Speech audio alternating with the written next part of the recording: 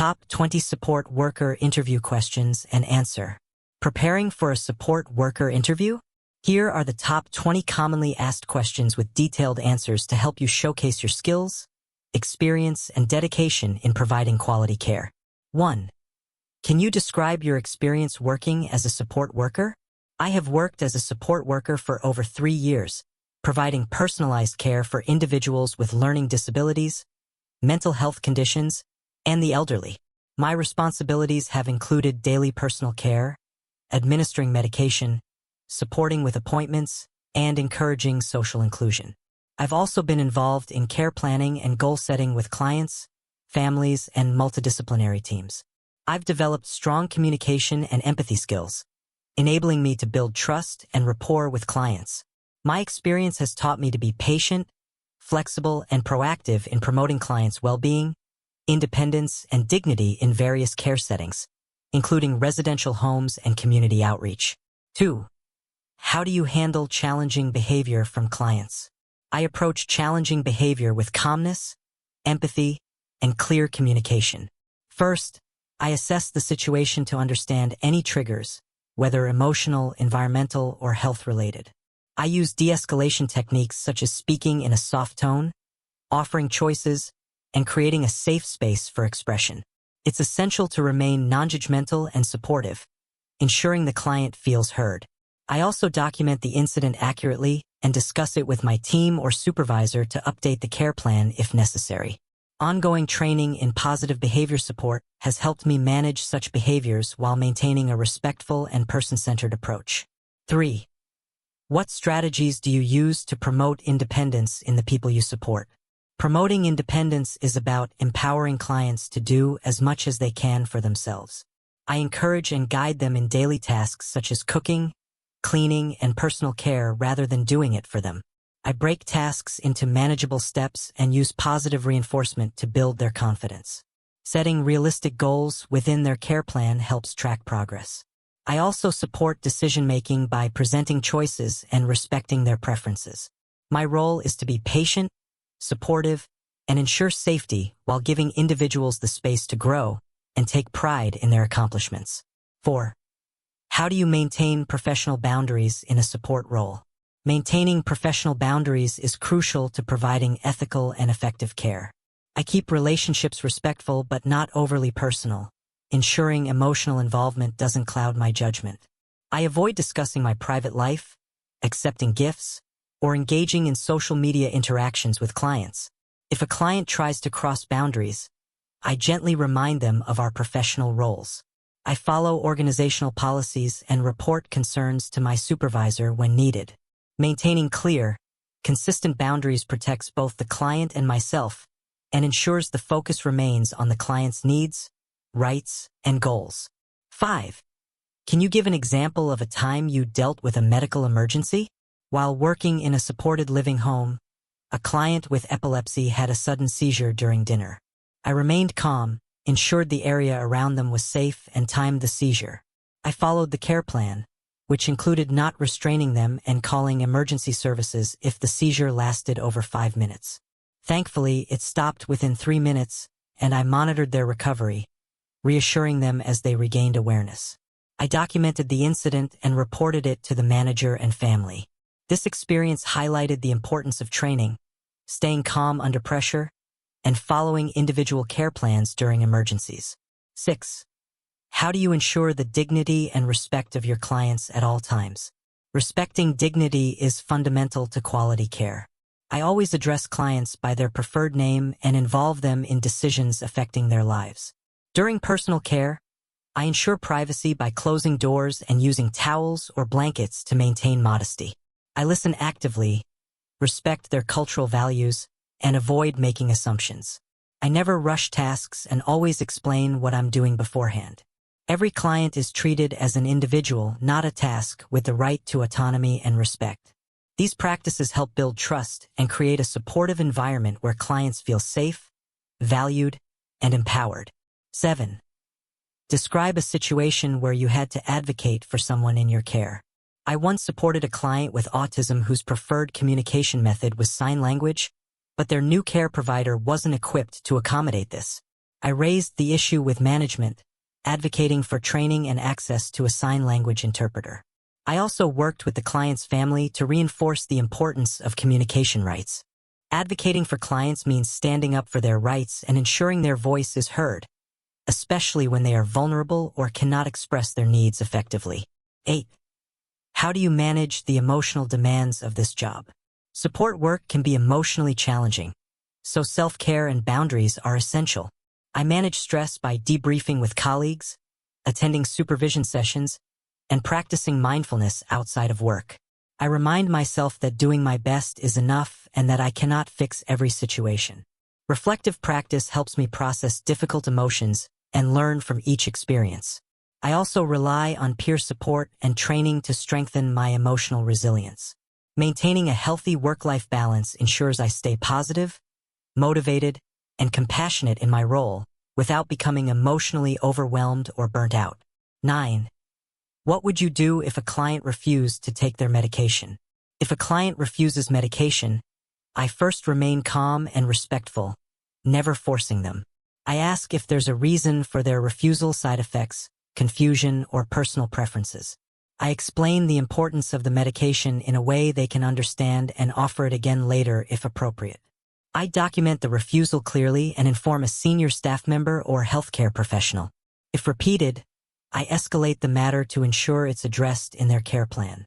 Respecting client choice is important, but so is safeguarding their health. Balancing both is key. 10. How do you tailor support to meet individual care plans? I start by thoroughly reviewing each client's care plan, which outlines their goals, preferences, medical needs, and support requirements. I then provide support that aligns with those details, whether that's assistance with mobility, meal preparation, medication, or social activities. I regularly communicate with the client to ensure their needs haven't changed and adapt my approach as needed. I also contribute to care plan reviews by sharing observations and suggestions. By following and personalizing the care plan, I ensure support is consistent, person-centered, and responsive to the client's evolving needs. 11. How do you deal with conflict between clients or with family members? When conflict arises, I stay calm, listen to all sides, and ensure everyone feels heard and respected. I avoid taking sides and focus on resolving issues constructively. With clients, I use de-escalation techniques and redirect attention to calming activities. With families, I remain professional and explain the situation clearly, always putting the client's needs first. I document incidents accurately and report them to my supervisor. I also encourage open communication and clarify any misunderstandings. Conflict is natural, but respectful communication, empathy, and teamwork are key to maintaining a supportive and cooperative environment. 12.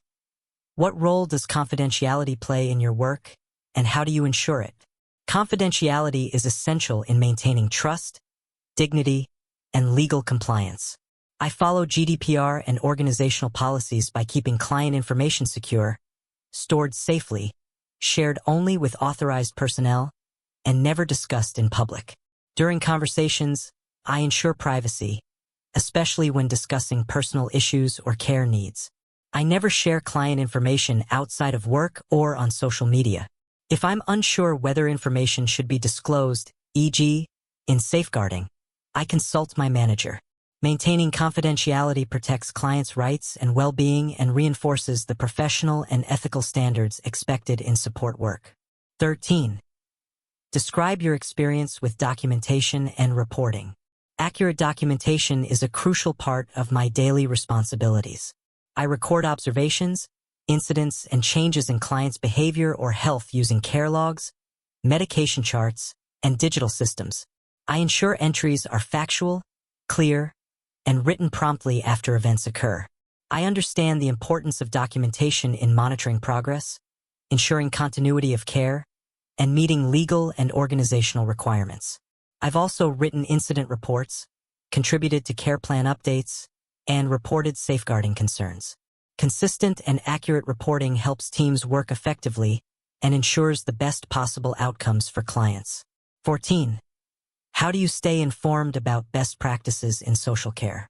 I stay updated by attending training sessions, reading relevant publications, and following updates from regulatory bodies like CQC and Skills for Care. I also engage in peer discussions, supervision, and reflective practice to continuously improve my approach. When policies or client needs change, I adapt my methods accordingly. I'm proactive in completing e-learning modules on topics like safeguarding, person-centered care, and mental health. Staying informed ensures I provide safe, respectful, and effective support while complying with current standards and ethical guidelines. It also helps me grow professionally and better serve the individuals in my care. 15. Have you ever had to deal with a safeguarding concern? What did you do? Yes, I once noticed bruises on a client that didn't match their explanation and seemed unusual. I followed safeguarding procedures by documenting my observations factually and reporting them immediately to my manager. I didn't confront the client or speculate, but ensured they felt safe and supported. The issue was escalated to the safeguarding team, and an investigation was launched. I cooperated fully and continued to monitor the client closely. It's vital to stay vigilant, trust your instincts, and follow protocol when safeguarding concerns arise to protect vulnerable individuals from harm or neglect. 16. How do you handle working in a team environment? Teamwork is essential in support work. I contribute by being reliable, respectful, and communicative. I share observations with colleagues to ensure consistent care and support joint decision-making. I respect different working styles and offer help when needed, knowing that collaboration improves client outcomes. I also value constructive feedback and give it respectfully. I believe in creating a positive atmosphere where everyone feels valued and supported. When disagreements arise, I address them professionally and focus on resolving issues for the good of the team and clients. A strong team builds trust and delivers high-quality care. 17.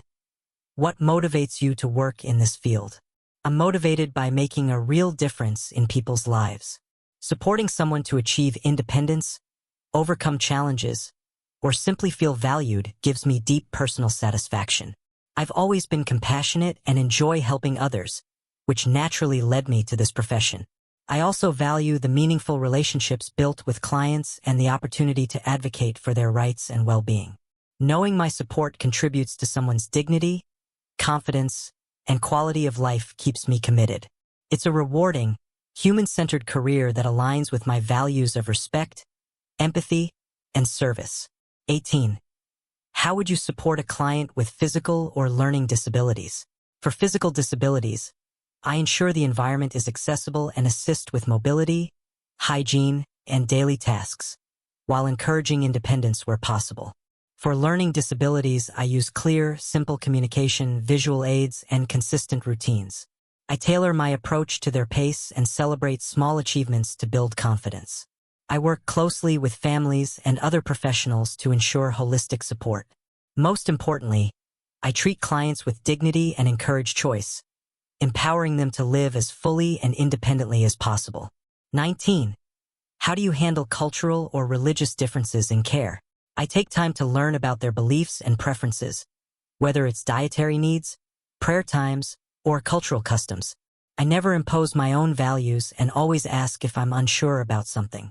I also respect gender preferences for care tasks when relevant. If a client needs support observing a religious holiday or attending services, I help coordinate it. Promoting cultural sensitivity builds trust and ensures every individual feels respected, understood, and safe in their care environment. 20. What would you do on your first day with a new client? On my first day, I begin by reviewing the client's care plan to understand their needs, preferences, routines, and health conditions. I observe how the client communicates and responds and ask questions to learn about their likes and dislikes. I also ensure they feel comfortable and respected, gradually assisting with tasks rather than rushing into full support. I document my observations and share updates with the team. First impressions are important, and my goal is to establish trust, safety, and a strong foundation for ongoing support. Thank you for reviewing these top support worker interview questions and answers. Use them to prepare confidently and showcase your passion. Good luck. You're ready to make a positive impact.